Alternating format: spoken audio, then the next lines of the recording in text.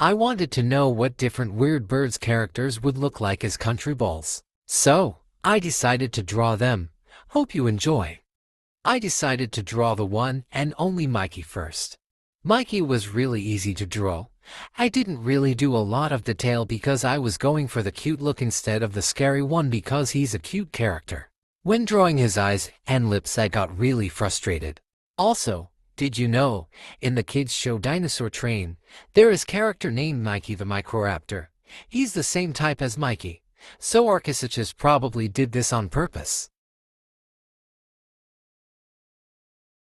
Next I did the Truden. This one I made more scary and gory than the original. I made it more detailed too.